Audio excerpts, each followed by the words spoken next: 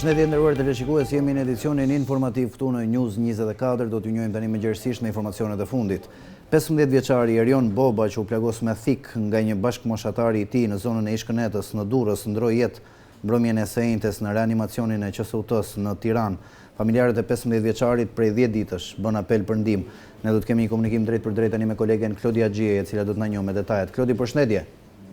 Përshëndetje Klevis, më flas nga Durrësi, ku ngjarja e Durrësit, vdekja e 15 vjeçarit ka shokuar të madhe të vogël dhe mbar opinionin publik një ditë më parë, pasi u plagos me thik nga bashkëmoshatari i tij në Durrës, një 14 vjeçar i cili ishte arrestuar nga policia e Durrësit dhe gjendet në burg. Në fakt, siç e kemi përmendur edhe 10 ditë më parë, në momentin kur ka ndodhur edhe zënka midis dy të rive, shkak ka qenë një koment i lënë në rrjetet sociale, konkretisht në TikTok, nga ana e viktimës, Erion Bobës, 15 vjeç, i cili doli më pas me shokët e tij për të sqaruar të gjithë problematikën dhe të gjithë zënkën që fillimisht nisi në rrjetin social TikTok me 14 vjeçarin arrestuar, më këtë dy banor të zonës së Kënetës, të dy banor afër njëri tjetrit, ndërkohë që ajo që do të quhej një takim sqarues përfundoi në plagosin me thik të 15 vjeçarit nga 14 vjeçari MK. U qellua 2 herë me thik në zemër dhe menjëherë u dërgua në spitalin e Durrësit, ku ju nshtrua një operacioni të vështirë nga ana e mjekëve të Durrësit, të cilët shpresuan që Erion Boba do t'ja hidhte këtij operacioni të vështirë. Por 3 ditë më pas, në gjendje intubimi, është dërguar për mjekim të specializuar në spitalin e traumës në Tiranë për të marrë mjekim të specializuar, pasi gjendja e tij paraqitej shumë e vështirë dhe pavarësisht se operacioni kishte shkuar mirë sipas mjekëve të spitalit të Durrësit, gjendja e tij duke e stabilizuar deri 72 orë pas operacionit. Megjithatë, situatës kritike në të cilën ndodhej dhe intubuar, është transportuar në spitalin e traumës, ku një natë më parë ka ndërruar jetë duke shokuar të madhe të vogël kryesisht familjen e tij, por edhe bashkëmoshatarët e tij. Menjëherë pas ngjarjes, policia e arrestoi autorin 14 vjeçar,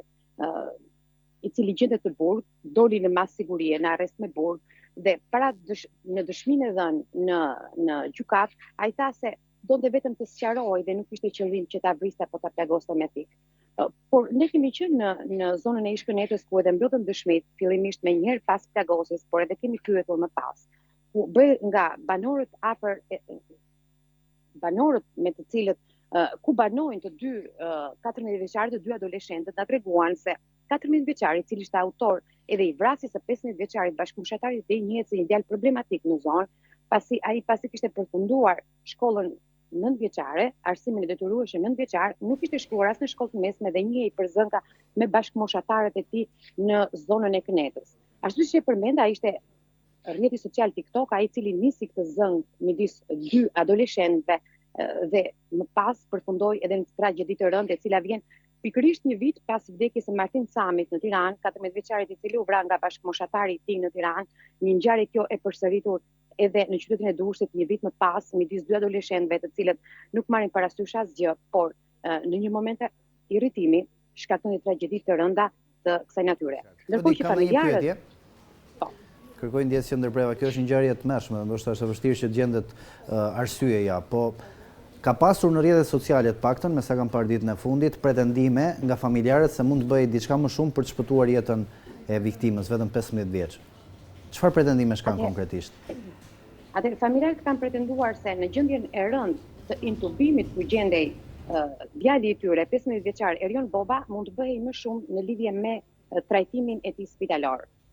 Në fakt, vetëm pak minuta përpara se ne të hynim në këtë lidhje, u konsultova edhe me mjekët reanimatorë të spitalit të Durrësit, por edhe ata të cilët e trajtuan dhe kryen dhe operacionin e morën pjesë në trajtimin e tij përgjatë ditëve që qëndroi në spitalin e Durrësit.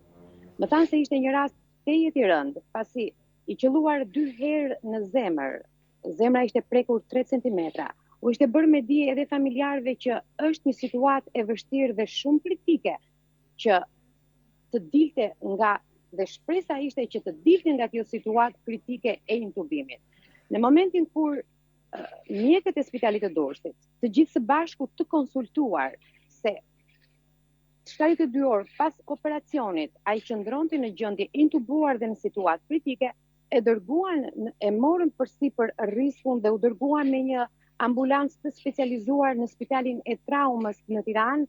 për mjekim të specializuar, por gjendja e tij ishte shumë e rëndë, çka do të thotë që edhe transporti nga spitali i Durrësit drejt Tiranës që u krye në monitorimin e 2 mjekëve reanimator edhe të një ekipi të specializuar, që nga momenti që u nis nga Durrësi drejt Tiranës ishte në gjendje shumë të rëndë shëndetësore dhe kjo ishte thënë edhe familjarëve të djalit, prindërve të tij, gjyshes dhe të gjithë të afërmve, të cilët shpresonin në një mrekulli, ashtu si shpresonin të gjithë që të ndodhte një mrekulli në lidhje me fatin e djalit, ku zemra e të cilit ishte qarë 2 herë nga 3 cm, pikat ishte mbërritur 3 cm në zemër, ishte u goditur 2 herë me pikë dhe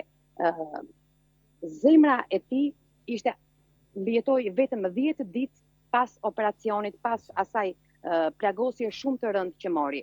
Unë kaq mund të them në lidhje me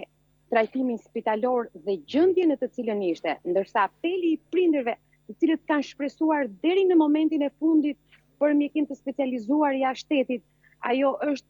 çështje që i përket spitalit dhe mjekëve në spitalin e traumës, të cilët e kanë trajtuar djalin në gjendje shumë të rëndë, të intubuar, jo koshient, të pasgjuar nga koma, të cilët mund të japin edhe ata një version të tyre në lidhje me gjendjen në të cilën gjendej 15 vjeçari Erion Boba që humbi jetën mbrëmjen e shkuar në spitalin e traumës. Por unë mund të flas me siguri për çfarë më thanë mjekët e Durrësit vetëm pak çaste më parë që gjendja e tij ishte mjaft e rëndë dhe ajo çfarë mund të bënte spitali i Durrësit e çoi drejt spitalit të traumës, ndërsa apeli i prindërve ka qenë i vazhdueshëm që të transportohej jashtë shtetit apo të kishte një mjekim të specializuar jashtë vendit. Gjithsesi kjo është dorë të mjekëve dhe në dorë dhe në bazë të situatës së tij shëndetësore që e lejon apo jo transportimin nga spitali i traumës për jashtë vendit.